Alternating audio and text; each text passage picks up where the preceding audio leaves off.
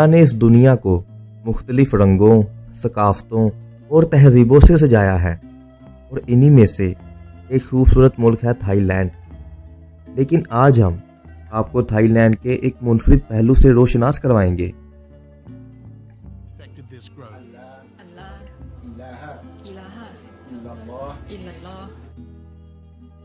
وہاں بسنے والے مسلمانوں کی زندگی، ان کے گاؤں، ان کی اسلامی تہذیب اور ان کو درپیش چیلنجز، کیونکہ یہاں کے مسلمانوں کو اقلیت میں ہونے کے باعث کئی چیلنجز کا سامنا ہے، چاہے وہ مذہبی آزادی ہو، معاشی مشکلات ہوں یا پھر تعلیمی مسائل۔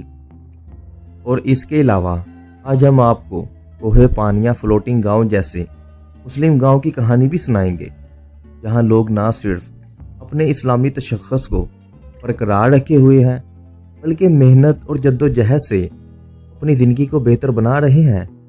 تو چلیے اس ایمان فروز سفر کا آغاز کرتے ہیں اور دیکھتے ہیں کہ تھائی لینڈ کے یہ مسلمان اپنی ثقافت و روایات اور دین کو کیسے زندہ رکھے ہوئے ہیں۔ بسم اللہ الرحمن الرحیم۔ تھائی لینڈ کا کل رقبہ تقریباً 5,13,120 مربع کلومیٹر ہے۔ تھائی لینڈ کی آبادی تقریباً 7 کروڑ ہے، جس میں 5 سے 4% مسلمان ہیں۔ تھائی لینڈ میں تقریباً 30 لاکھ مسلمان آباد ہیں، جو زیادہ تر جنوبی تھائی لینڈ میں رہتے ہیں۔ تھائی لینڈ میں اسلام کی آمد 13ویں صدی میں ہوئی، جب عرب تاجر یہاں تجارت کے لیے آئے۔ اسلام سب سے پہلے تھائی لینڈ کے جنوبی علاقوں میں پھیلا، جہاں آج بھی مسلمانوں کی اکثریت ہے۔ اسلام نے تھائی لینڈ کی ثقافت، فن اور معاشرے پر گہرے اثرات مرتب کیے۔ تھائی لینڈ میں مسلمان ایک اقلیت ہے اور انہیں اپنے حقوق کے لیے جدوجہد کرنی پڑتی ہے۔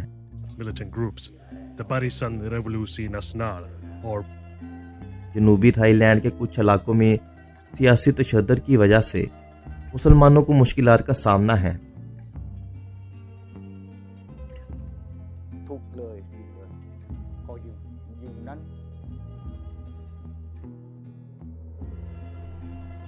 About 1,300 people were rounded up by the military, but a car bomb was set off in town. Thailand کے مسلم گاؤں میں زیادہ تر لوگ ماہی گیری پر ہی انحصار کرتے ہیں، جو موسمی حالات پر منحصر ہے۔ اس وجہ سے کئی مسلم گاؤں میں غربت کی شرح زیادہ ہے۔ یہاں کے بچوں کو اسلامی تعلیم کے لیے مناسب مدارس کی کمی کا سامنا بھی ہے۔ سرکاری اسکولوں میں تعلیم کا معیار بھی کم ہے، جس کی وجہ سے بچوں کے لیے بہتر مستقبل بنانا مشکل ہوتا جا رہا ہے۔ دور دراز گاؤں میں صحت کی سہولیات کی بھی کمی ہے، جس کی وجہ سے لوگوں کو علاج معالجے میں مشکلات پیش آتی ہیں۔ کچھ علاقوں میں صاف پانی کی کمی ہے، جس کی وجہ سے بیماریاں پھیلنے کا خطرہ رہتا ہے۔ تھائی لینڈ کے مسلمانوں کو اپنی ثقافت و تہذیب کو برقرار رکھنے کے لیے روز جدوجہد کرنی پڑتی ہے۔ کچھ علاقے میں مذہبی آزادی پر پابندیاں ہیں، جس کی وجہ سے مسلمان اپنے مذہبی تہواروں کو پوری آزادی سے نہیں منا پاتے۔ بہت سی سیاسی پابندیاں ہونے کے باوجود یہاں کے مسلمان رمضان المبارک، عید الفطر اور عید الاضحیٰ جیسے تہوار بڑے جوش و خروش سے مناتے ہیں۔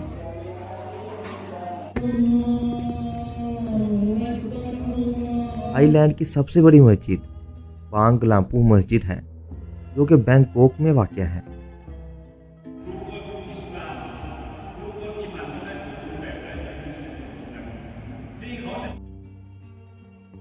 اللہ کی بے شمار نعمتوں میں سے ایک نعمت زمین کی پیداوار ہے، اور جو قومیں اپنی زمین سے جڑی رہتی ہیں وہ ہمیشہ خوشحال رہتی ہیں۔ اور تھائی لینڈ کے ان مسلم دیہاتوں میں کھیتی باڑی اور ماہی گیری بڑے پیمانے پر کی جاتی ہے۔ چاول تھائی لینڈ کی معیشت کا ایک اہم حصہ ہے، اور مسلم گاؤں میں بھی چاول کی کاشت بڑے پیمانے پر کی جاتی ہے۔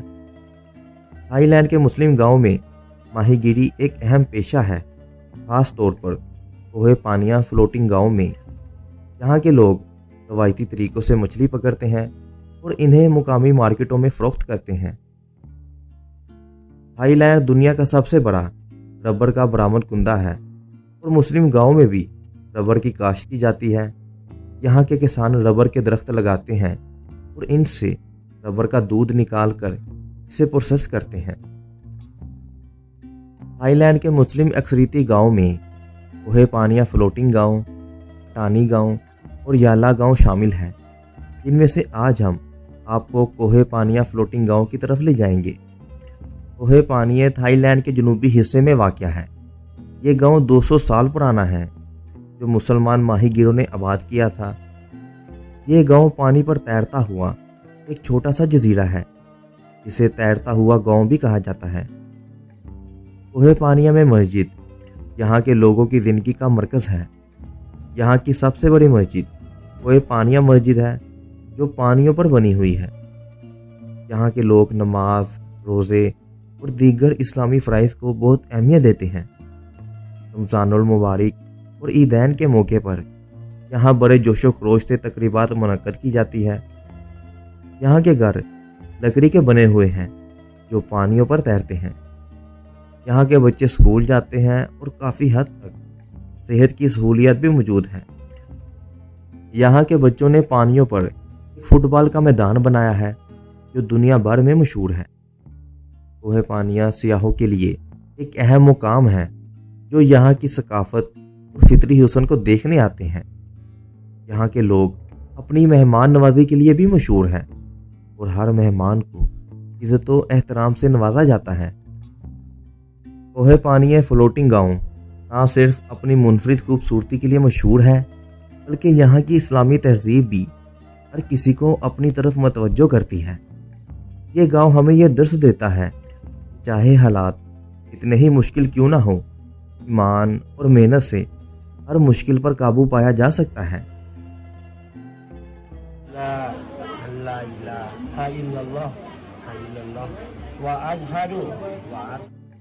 थाईलैंड के इन मुस्लिम देहातों में ज़िंदगी का एक निराला रंग नज़र आता है, जहाँ ईमान, हलाल रोज़ी, मेहनत और इस्लामी रवाजात का हसीन इम्तियाज़ दिखाई देता है।